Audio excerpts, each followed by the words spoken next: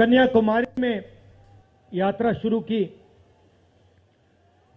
तो मैं सोच रहा था कि नफरत को मिटाने की जरूरत है और मेरे दिमाग में था कि इस देश में सब जगह नफरत फैली हुई है, मगर जब मैंने चलना शुरू किया तो सच्चाई बिल्कुल अलग थी। मैंने मीडिया के बारे में कहा, शुरुआत में कहा कि हमारे दोस्त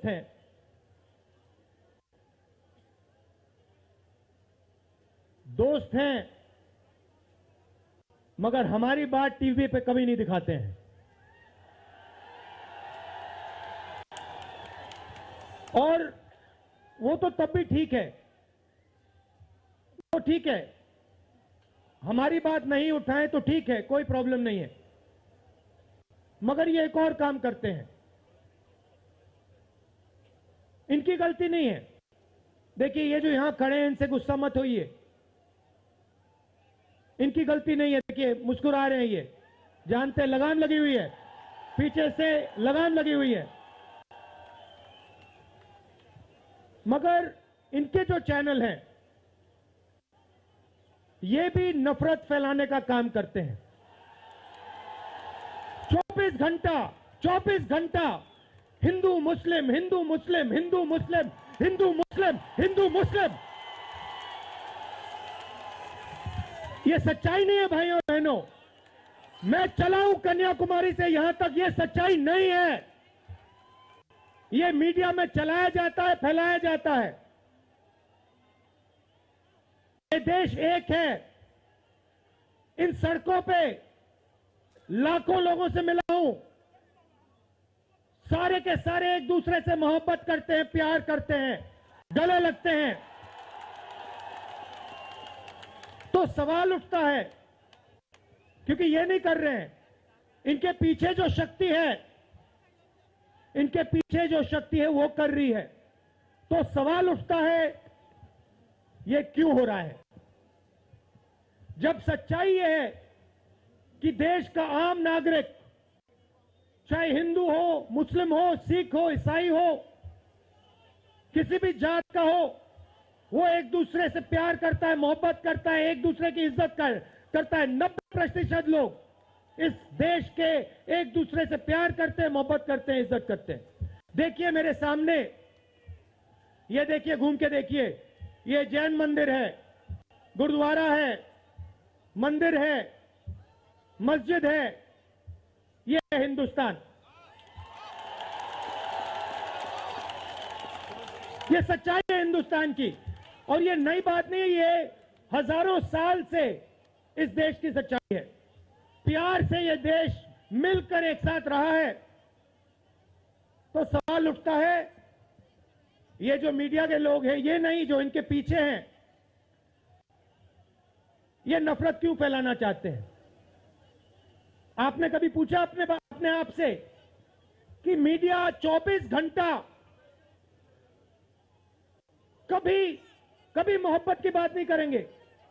कभी आपने देखी है? कभी टीवी पे देखा कि देखो एक हिंदुस्तानी दूसरे हिंदुस्तानी से गले लग गया? कभी देखा? नहीं, कभी नहीं दिखेगा। सही बात है ना? सही बात, कभी नहीं दिखेगा। इसका कारण है भाइयों और बहनों, मैं आपसे पूछना चाहता हूं, आप में से किसी का कभी जेब काटा गया है? आपका जेब काटा गया? आपका जेब काटा गया? तो जब जेब काटा जाता है, आपका काटा गया ना, तो जब कोई आपका जेब काटता है तो वो क्या करता है? सबसे पहले उसे क्या करना पड़ता है? नहीं, ब्लेड तो बाद में आता है, मगर पहले क्या करता है? पहले वो आपके ध्यान को इधर करता है। आपके ध्यान को लेकर उधर ले जाता है। भाई और बहनों, ये जो करा जा रहा है आपके ध्यान को हटाने के लिए किया जा रहा है, और ये 24 घंटा करते हैं और फिर आपकी जेब काटी जाती है। बढ़िया बढ़िया, क्योंकि सच्चाई है। 24 घंटा हिंदू मुस्लिम हिंदू मुस्लिम हिंदू मुस्लिम, और फिर जो भी आपका पैसा है, किसानों का, मजदूरों का, आपके एयरपोर्ट, आपके पोर्ट, आपकी सड़कें,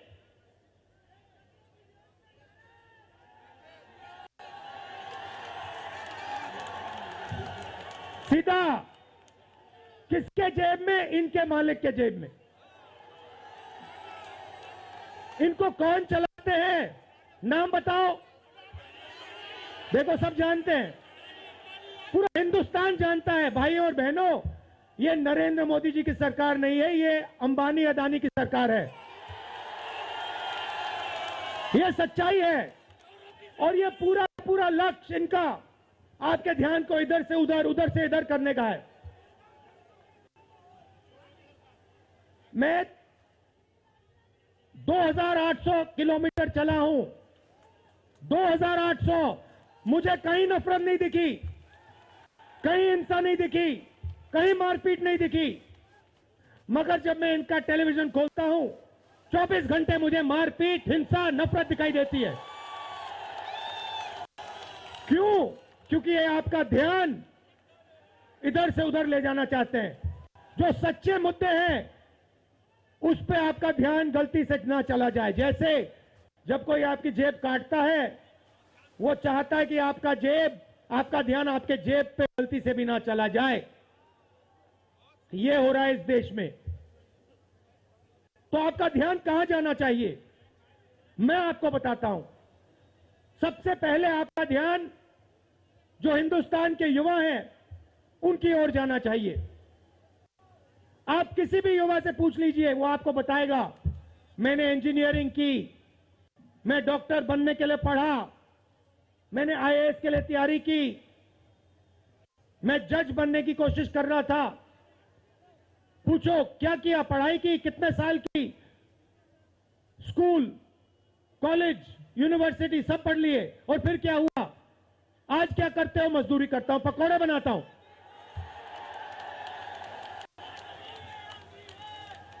बेरोजगारी क्यों आई, मैं आपको बताता हूं।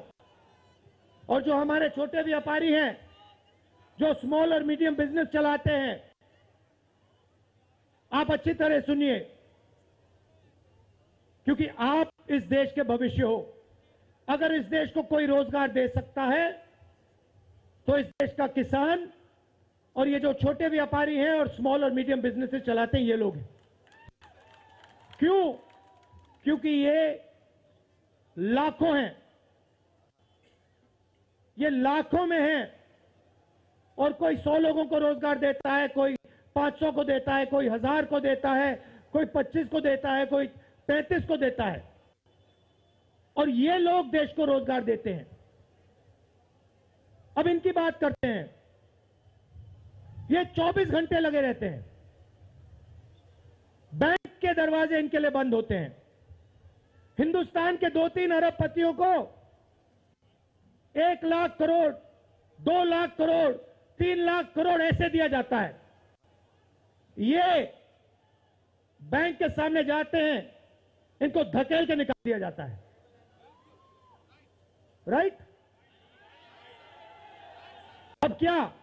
ठीक है, बैंक का पैसा नहीं दिया तब भी मान ली बात, तब भी मान ली बात। मगर फिर क्या किया? फिर प्रधानमंत्री ने नोटबंदी की और प्रधानमंत्री ने गलत जीएसटी लागू की। भाई और बहनों, ये पॉलिसी नहीं है, ये हथियार है। छोटे व्यापारियों को, स्मॉल और मीडियम बिजनेस वालों को और किसानों को मारने के हथियार हैं ये। और जब इन्होंने ये काम किया तो देश के जो युवा हैं उनको रोजगार नहीं मिल सकता, सवाल नहीं उठता। क्योंकि जो रोजगार देने वाले हैं उनकी रीढ़ की हड्डी आपने तोड़ दी। किसके लिए तोड़ी? किसके लिए तोड़ी? इनके जो मालिक हैं उनके लिए तोड़ी। गेम को समझो।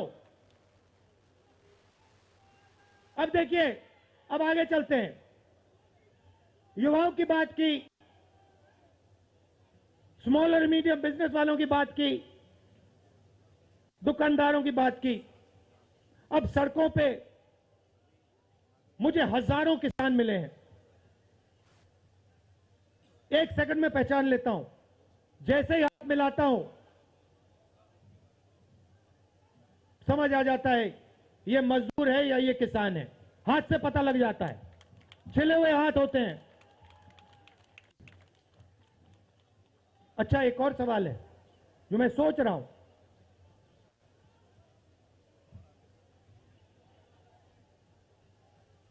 प्रेस वाले ने मुझे पूछा क्या आपको ठंड नहीं लगती? और मैंने सोचा ये मुझसे पूछ रहे हैं, हिंदुस्तान के किसान से क्यों नहीं पूछते? ये हिंदुस्तान के मजदूर से क्यों नहीं पूछते? ये हिंदुस्तान के गरीब बच्चों से क्यों नहीं पूछते? फिर कहते देखो 2800 किलोमीटर चल लिए, कोई बड़ी बात नहीं है। पूरा हिंदुस्तान चलता है, जिंदगी भर चलता है। किसान चलता है, मजदूर चलता है, फैक्ट्री में जो काम करते हैं वो चलते हैं। तो हमने ये कोई बड़ा काम नहीं किया भाई और बहनें, पूरा हिंदुस्तान करता है, रोज करता है। हम 2800 किलोमीटर चलते हैं, किसान शायद जिंदगी में 10,000, 15,000, 20,000 चल लेता है।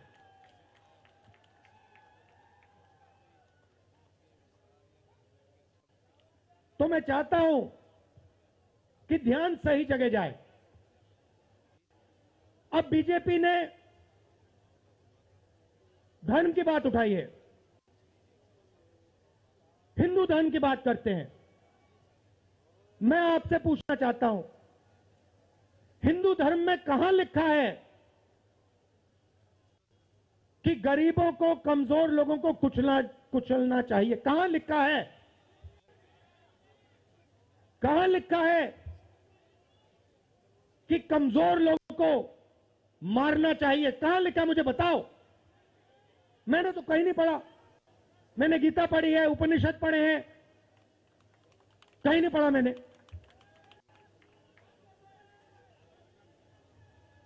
आपने पढ़ा कहीं? गले लगाने की बात होती है। अच्छा ठीक है, देखिए अब ये लोग देश में डर फैला रहे हैं। नफरत नहीं दिखी मगर डर दिखा। किसके दिल में डर?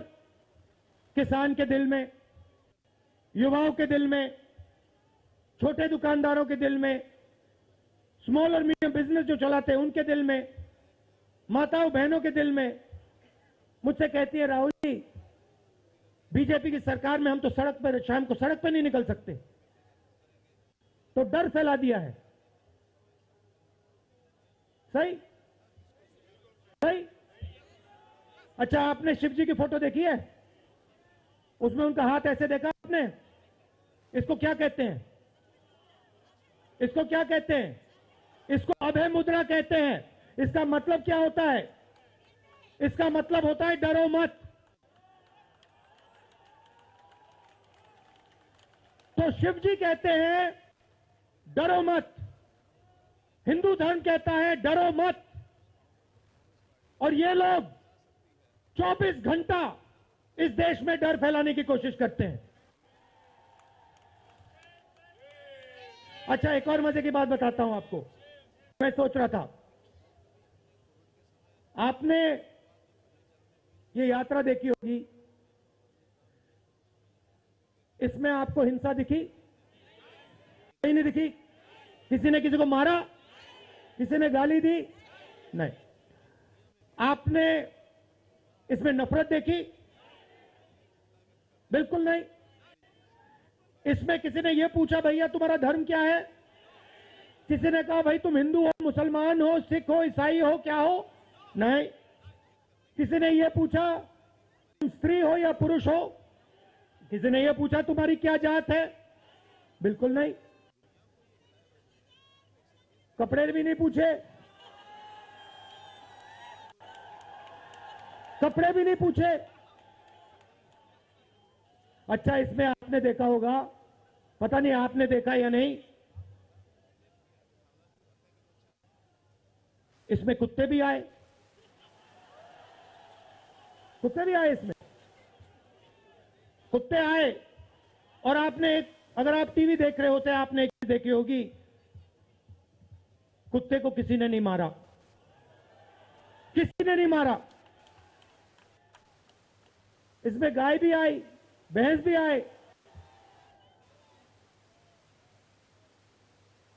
सुअर भी आए, मैंने देखा। वो तो सब जानवर आए, सब लोग आए, और यहां पे कोई नफरत नहीं थी। जैसा हमारा हिंदुस्तान है वैसे ही ये यात्रा है, कोई नफरत नहीं, कोई हिंसा नहीं, कोई गलत सवाल नहीं। कभी कभी कोई गिर जाता, जैसे हमारे हरियाणा के पीसीसी गिरे, धड़ाम से गिरे, केरला के सब नेता गिर गए, 1 सेकंड में लोग उनको उठा लेते थे, 1 सेकंड में, टाइम नहीं लगता था। ये है हिंदुस्तान। नहीं, देखिए, मैं आपको एक बात बताता हूं, सच्चाई समझनी होगी। सच्चाई ये है कि जैसे इन पर लगाम लगी हुई है, वैसे हिंदुस्तान के प्रधानमंत्री पे भी लगाम लगी हुई है। उनकी गलती नहीं है, वो संभाल नहीं पा रहे हैं, कंट्रोल नहीं कर पा रहे हैं, उनको कंट्रोल कर दिया है। नहीं, मैं सच बोल रहा हूं, मैं सच बोल रहा हूं। क्योंकि आप देखिए, एयरपोर्ट भी उनके, पोर्ट भी उनके, एग्रीकल्चर के स्टोरेज डिपो भी उनके, और क्या उनका, हाँ, लाल किला भी उनका, लाल किला भी उनका, सारे के सारे पब्लिक सेक्टर की कंपनियां उनकी, और क्या उनका, रेलवेज उनकी,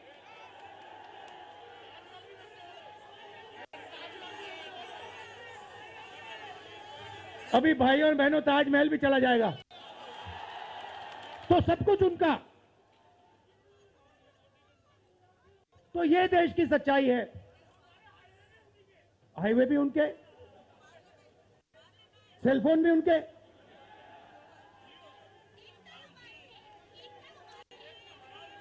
मगर सच्चाई हमारी।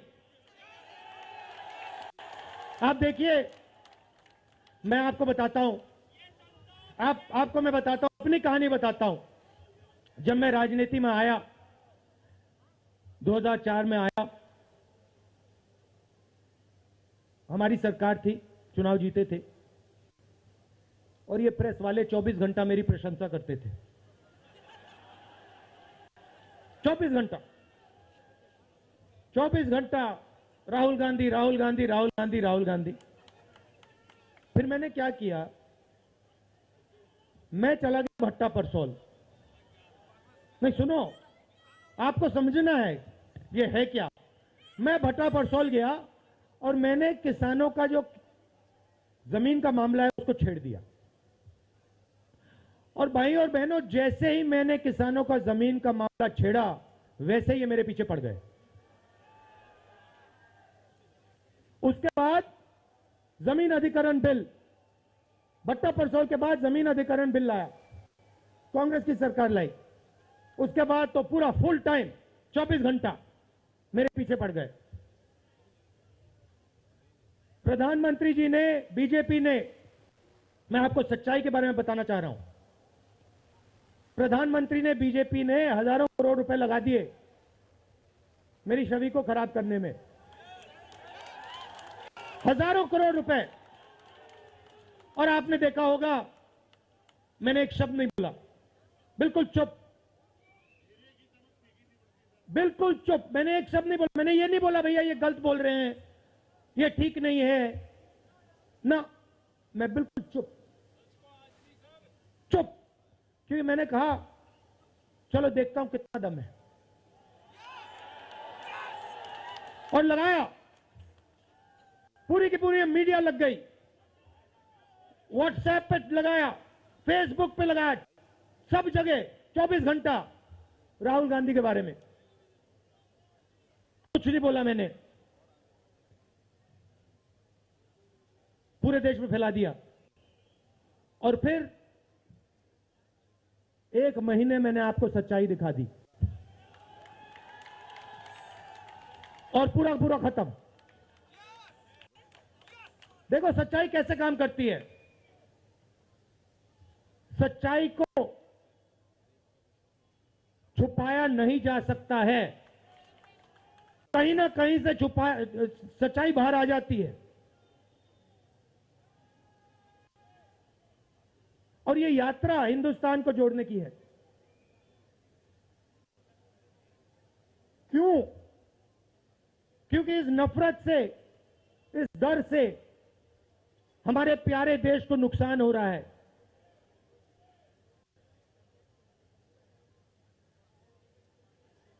ये सच्चाई है, और इसीलिए हमने ये यात्रा कन्याकुमारी से लेकर कश्मीर तक शुरू की है। और ये जो हमारा तिरंगा है, इसको हम श्रीनगर में जाके वहां पे लहराएंगे। और आप में से हजारों लोग हमारे साथ चलोगे,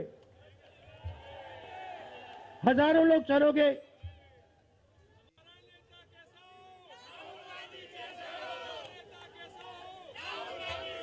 तो भाई और बहनों, देखिए, सच्चा मुकाबला दुनिया में, सच्चा मुकाबला चाइना और हिंदुस्तान के बीच में है। ठीक है, चाइना ने 2000 स्क्वायर किलोमीटर हमारी जमीन ले ली है। प्रधानमंत्री जी कहते हैं कि हमारे बॉर्डर के अंदर कोई नहीं आया। तो भैया प्रधानमंत्री जी, अगर कोई नहीं आया तो हमारी सेना उनकी सेना के साथ 21 बार क्यों बात कर रही है? और हमारे जो सेना के लोग हैं, हमारे डिफेंस फोर्सेस के लोग हैं, वो क्यों कह रहे हैं कि चाइना ने हमारी जमीन ले ली है? मगर देखिए, कंपटीशन आर्थिक है, मुकाबला आर्थिक है। ये आपके जो सेलफोन है, ये आपके जो शर्ट है, जूते हैं, इसके पीछे आप देखिए, प्रेस वालों के जो कैमरा है, इसके पीछे देखिए, उसके पीछे आपको लिखा दिखेगा मेड इन चाइना।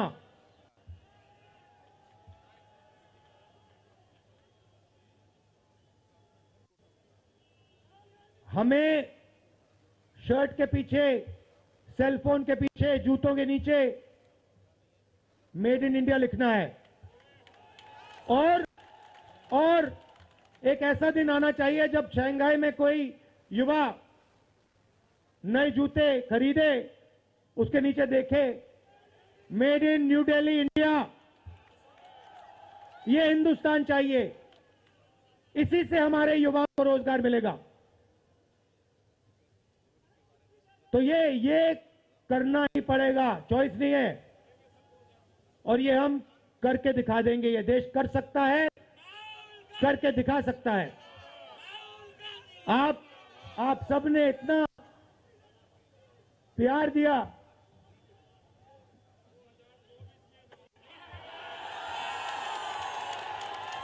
आपने इतना प्यार दिया। मैंने भाषण में राजस्थान में कहा था, आपके नफरत के बाजार में हम मोहब्बत की दुकान खोलेंगे। आपने लाखों दुकानें खोल दी हैं।